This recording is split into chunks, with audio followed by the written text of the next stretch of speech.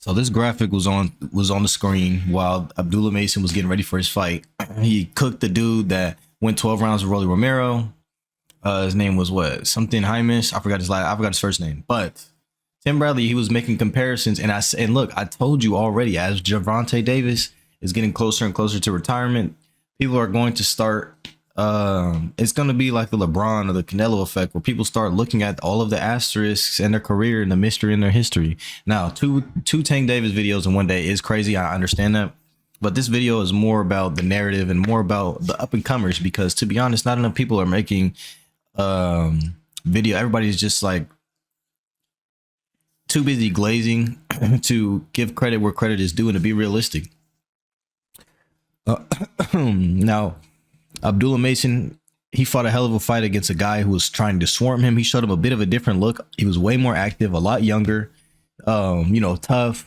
He could take a punch. He fought Rolly Romero, but the difference between Rolly Romero and Abdullah Mason is the level of sharpness with their punches and the level of accuracy with their punches. Now, again, Tim Bradley, he was saying that there were a lot of similarities in the styles between Tank Davis and Abdullah Mason, with the power, the type of power they have, their punch styles and selection. But I beg to differ. I didn't really like the way that, I was wondering, like, yo, why is Top Rank, first of all, why is Top Rank randomly just bringing up Tank Davis?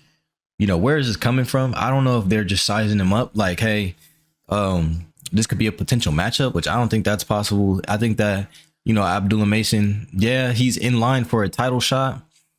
That is true, but, and when I'm saying in line for a title shot, I'm just saying that the level of competition that he's facing has to take a step up. I mean, now at this point, he's going from prospect to contender status. He doesn't have that many fights, but, well, he does. He's definitely in line, I believe, to be for true contendership. But they're just, he's 20 years old. They're looking at their resumes and stuff like that. And I thought that this graphic was strange because when they were talking about it, they were saying that with Tank Davis's styles, and you see the opponent win percentage and stuff like that, they were kind of talking well about like resume. They were talking about style and how their styles are similar. But truth be told, I think that Abdullah Mason, in his style, yes, he is a counter puncher, but he is more aggressive and he lets his hands go a lot more. He is accurate, but he also doesn't wait for somebody like the perfect shot. You know what I mean? He's very creative and he makes things happen. And the stoppage that he just got, he made that happen. He got creative. He created the opening for that, and he capitalized on that with the angles, with the activity, moving side to side, with the patience, using his jab, right? To be honest, like his style, he's a lot more. I think that Gervonta Davis is more of an anomaly. Like his style is really, really tailored to the fact that he's very small and he can't afford to always leave his jab out there and stuff like that, because, bigger guys are going to be shooting at the same time as him. And, it's going to be easier for them to land, as opposed to the way that he stays shelled up, uses positioning, gets in position, and then starts letting the big shots go when the bigger man makes the mistake. Right. But I thought that this was weird and strange. And I was like wondering, what was the purpose of this comparison? It said, they're saying, okay, he has more wins, more knockouts, more rounds fought, and his opponents had a higher win percentage. Is this the beginning of the narrative shift where you have people starting to dissect the career of Gervonta Tank Davis, even though he's not retired yet, where they're starting to say, hey, you know what, maybe he was a bit underwhelming. Maybe we did kind of overhype him because he was next to Floyd, and his career was being built as a product of the Mayweather gym and a protege of Floyd Mayweather. So we gave him, the Floyd pass, and he kind of took it and ran with it a little further than we expected him to. Is this the beginning of that level of dissection and analysis? And are we going to start seeing more and more and more things like this? Because this was a bit of a red flag to me, because it was so out of the blue, for one, and two, it's Top Rank. They almost never talk about other fighters from different, unless one of their fighters has a fight coming up against one of the, other promotional company fighters, or unless it's like a turkey card or something like that they're talking about. But this was just like super random, because it's not like He's comparing him to a legend in the sport that's been retired for years, like Pernell Whitaker or Floyd Mayweather. They picked Tank Davis, and everything is intentional. Nothing is coincidence, and it has nothing to do with the fact that, like, why choose him at 20 years old and not Floyd? You know, I was just curious, and I saw this, and I do believe that this is going to be the end of, this is going to be the beginning of, we're going to see a lot more of these narrative shifters and a lot more of these asterisk analyzers, type of graphics and commentary as Gervonta gets closer and closer, not only to his fight, but to his retirement after the fight. Now, if he takes this fight, if he fights after he gets done fighting Lamont Roach, and, you know, he knocks him out and it's not really a close fight or whatever, and then moves on, and then the next thing that he says is he's either going to retire or he's going to fight some other random person that we never heard of.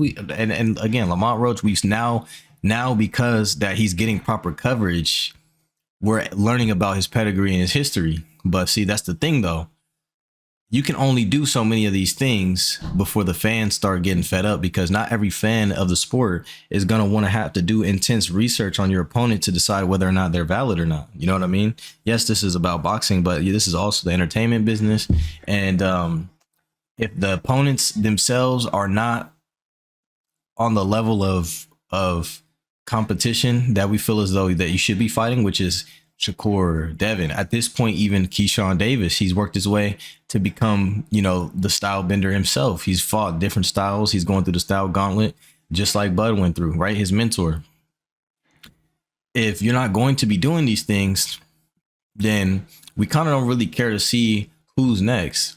If he does pull another one of those rabbits out of the hat, though, I think that we're going to start seeing more aggressive and honest coverage, less rose-colored glasses when it comes to coverage of Gervonta Davis.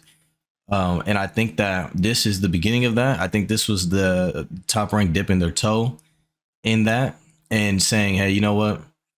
We're gonna disguise this as a career comparison, but we're going to start the train of changing the narrative and being more critical of what Gervonta Tank Davis has done compared to what our products have been. And I think that this is also a bit of a shot towards PBC, because they're saying, hey, you know what?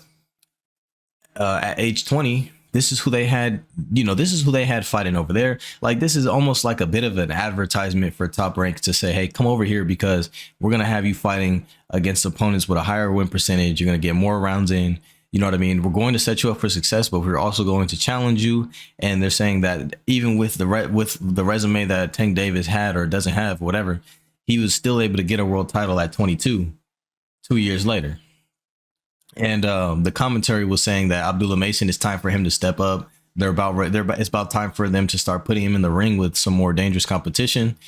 And again, this was a slick one. It was a subtle one, but I see the play. And do I believe it's justified?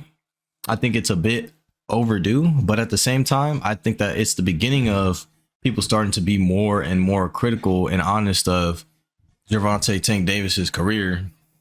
And I think that it's funny that they just used one of their own fighters to do it.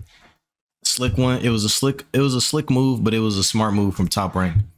I wonder, we'll see how things look as far as the climate goes when Tank Davis moves on from fighting, Lamont Roach, and who he picks next, or even if he retires or whatever. We'll see what the future looks like.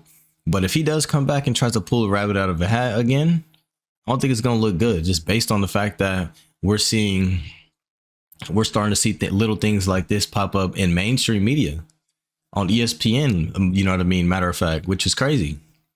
So those are my thoughts on it. What did you think when you seen this? If you watched the undercards and you saw this graphic, because they slid this one on the undercards. They thought that this was going to be insignificant, but they slid this one on the undercards. You know what I mean? They tried to throw this one on the low, like no one was going to notice. So what did you think about it? If you've seen it, if you're seeing this now, what are your thoughts on this? How do you feel about their comparison? Who do you think is the better fighter at their age? And who do you think has the most upside? Leave your thoughts in the comment section. I'll catch you next video. I'm going.